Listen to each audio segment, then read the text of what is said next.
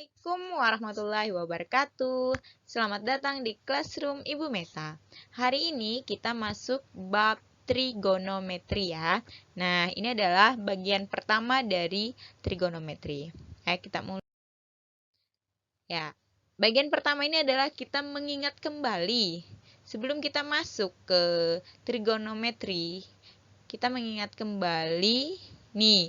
Ada yang namanya teorema Pitagoras yang berlaku pada segitiga siku-siku.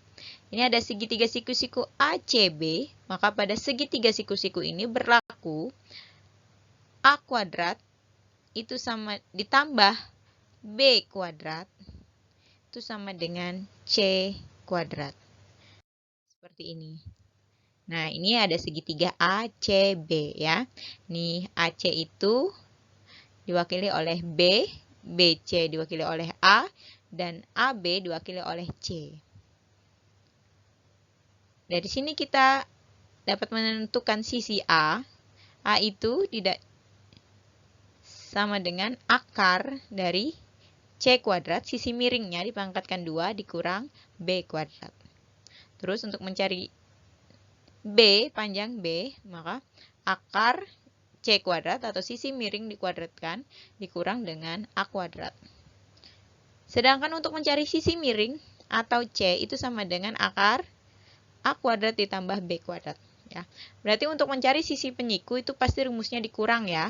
Sisi miring kurang salah satu sisi sikunya. Sedangkan untuk mencari sisi miring itu sisi penyikunya ditambah.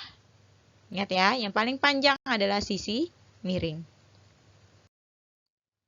Selanjutnya pertama, ini bagian pertama dari bab ini itu adalah penamaan sisi segitiga siku-siku. Nah, di sini pada segitiga siku-siku itu ada yang namanya sisi depan, sisi samping, dan sisi miring. Jadi, di sini ini kesepakatan ya. Misalnya ini adalah sudutnya, diketahui sudut tetanya ada di sini. Jadi mata kalian ditaruh di sudut ini anak-anak. Nah, yang namanya sisi depan itu adalah sisi yang berada tepat di seberang sudut theta. Atau yang berada di seberang sudut mata kita ini. Mata kalian ditaruh di theta ini, maka yang menjadi sisi seberangnya itu adalah sisi depan. Sedangkan sisi yang berada di samping sudut tadi itu namanya adalah sisi samping. Dan sisi yang berseberangan dengan siku-siku itu adalah sisi miring. Jadi, pada segitiga siku-siku itu ada sisi depan, sisi samping, dan sisi miring. Ini wajib kalian ketahui dan kalian harus bisa membedakannya. Dimanapun derajatnya diketahui, kalian harus tahu depannya mana, samping mana, dan miring mana. Baru kalian bisa nanti mengerjakan materi selanjutnya. Oke, masih ingat ya?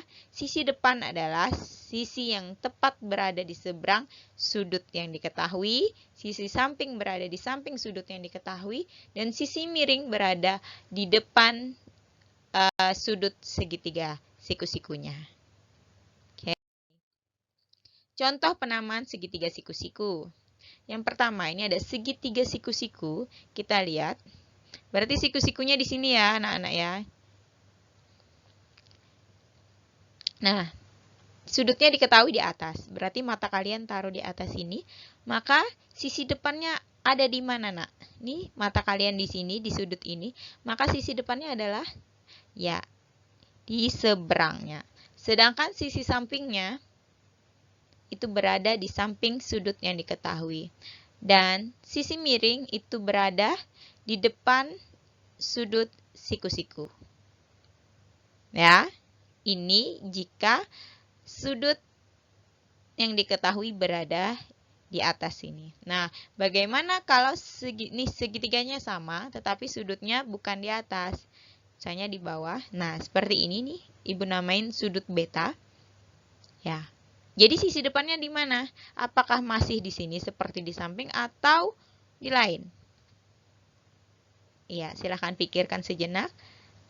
Kata kuncinya sisi depan adalah berada di seberang berada di seberang sudut yang diketahui. Nah, ya. Jadi sisi depannya di sini ya, bukan di bawah.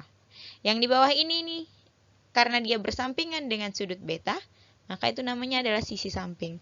Sedangkan sisi miring itu tetap berada di seberang sudut siku-siku. Paham anak-anak untuk penamaan segitiga siku-sikunya? Oke, kita akan lanjut ke bagian kedua, yaitu ini baru satu jenis ya, perbandingan trigonometri. Jadi sebenarnya perbandingan trigonometri itu ada 3 yang familiar, itu adalah sin, cos, sama tan. Terus ada lagi yang relasinya, ada secant, cosecant, dan kotangen. Tapi di sini yang pertemuan kali ini kita khusus membahas tentang tan dulu. Nah, tan itu singkatan dari tangen, ya. Jadi tangen, sebenarnya dia kepanjangannya adalah tangen, tapi biasanya dibaca tan. Tan ini rumusnya adalah sisi depan per sisi samping. Jadi dari penamaan sisi segitiga siku-siku tadi kan kalian sudah tahu yang mana depan, yang mana samping. Jadi rumus tan theta itu adalah sisi depan per sisi samping. Ya, misalnya di sini ini tannya, maka depannya adalah tinggi remaja ini, sisi sampingnya adalah bayangan remaja tersebut. Bisa membedakan anak-anak? Ini kalau di kehidupan nyata seperti ini ya, segitiga siku-siku itu. Kalau tadi kan kita sudah melihatnya dari gambar. Nah, kalau ini kita menghayalnya pada kehidupan nyata. Terus, kegunaan perbandingan trigonometri tan theta. Untuk apa tan theta itu? Jadi, dengan mengetahui nilai perbandingan tinggi anak kecil dan bayangannya, atau yang dimaksud dengan tangen theta, kalian dapat mencari panjang bayangan anak remaja dan tinggi orang dewasa yang sebenarnya. Ya, jadi tan theta ini dapat digunakan untuk mencari tinggi atau mencari panjang bayangan. Nah, dari ketiga gambar tadi, itu sebenarnya dia sebangun ya. Nah, kalian sudah belajar kan segitiga sebangun ini di SMP. Jadi, perbandingan tinggi anak kecil dengan panjang bayangan anak kecil itu sama dengan tinggi anak remaja dibagi dengan panjang bayangan remaja. Atau sama dengan tinggi orang dewasa dibagi dengan panjang bayangan orang dewasa. Nah, kalau kita mencari panjang bayangan remaja, itu bisa, kalau SMP dulu kalian bisa menggunakan perbandingan segitiga sebangun ya. Jadi misalnya tinggi anak kecil kita bagi dengan panjang bayangan anak kecil, itu sama dengan tinggi anak remaja dibagi panjang bayangan anak remaja. Karena pertanyaannya panjang bayangan anak remaja, maka di sini panjang bayangan anak remaja kita anggap X. Misalnya tadi tinggi anak kecil ada 114, panjang bayangannya adalah 200. Tinggi anak remaja 100, maka berapa panjang bayangan anak remaja? Jadi kita melakukan perbandingan segitiga sebangun. Ini sudah kalian pelajari di SMP. Nah, ternyata didapat panjang bayangan remaja adalah 259,65 cm. Nah, apa hubungannya dengan tan yang akan kita pelajari kali ini? Ternyata, untuk mencari panjang bayangan remaja itu, kita bisa menggunakan rumus tan. Nah, ini cara kedua, yaitu dengan menggunakan perbandingan trigonometri tangen. Diketahui bahwa tan 30 itu adalah 0,57.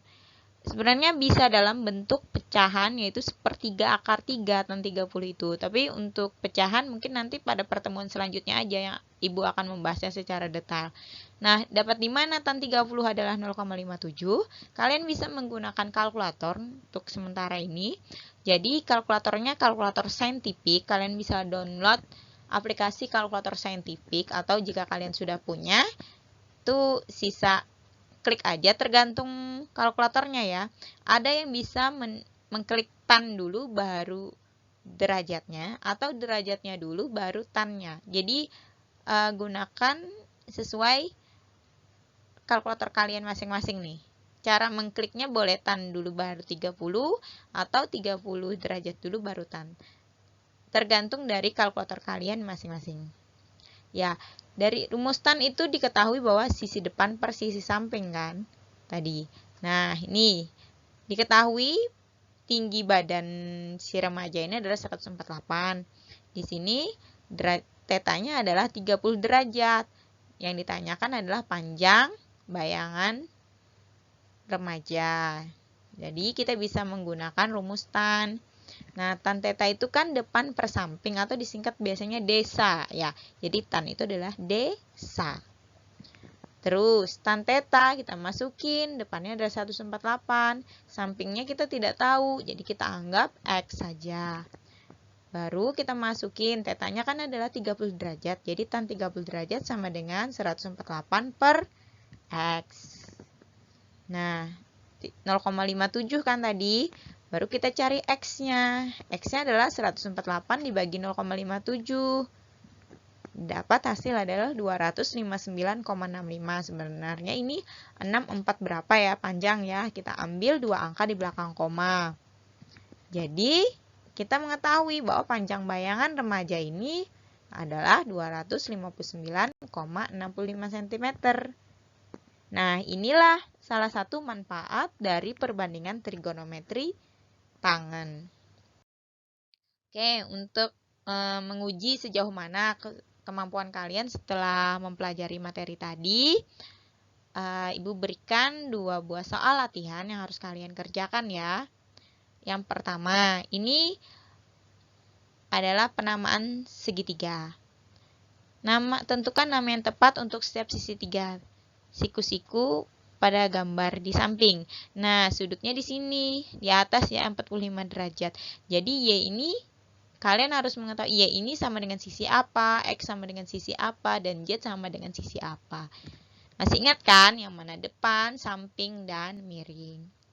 Nah, yang nomor 2, diketahui segitiga di samping adalah segitiga sebangun. Jadi ada segitiga BAC dan EDF. Atau di sini tulisannya CAB dan FDE. Nah, sama aja. Terus tan tetanya, sini tetanya ya, tetanya adalah 0,47. Nah, jika sisi B adalah 12, ini 12, hitunglah panjang sisi C. Masih ingat kan? Tadi kita masukin aja nanti ke rumus tan. Tan itu rumusnya adalah desa. Kalian akan melalui rumus tan tadi, kalian akan dapat menentukan panjang sisi C berapa. Terus yang B, diketahui segitiga FDE ini mempunyai ukuran sepertiga dari segitiga CAB. Nah, ini sepertiga dari CAB. Terus, hitung panjang sisi E dan panjang sisi F. Ini clue-nya, sepertiga dari segitiga CAB. Silahkan kalian kerjakan ya. Kalau ada pertanyaan mengenai latihan atau materi tadi, silahkan japri Ibu seperti biasa. Nah, Ibu rasa sampai di sini dulu pembelajaran kita kali ini. Jangan ragu untuk bertanya kepada Ibu. Jika masih ada yang kurang paham, silahkan tonton lagi videonya dan diulang-ulang. Oke? Ibu rasa sampai di sini dulu pertemuan kita. Wabillahi taufiq wa hidayah. Wassalamualaikum warahmatullahi wabarakatuh. Terima kasih ya yang sudah nonton.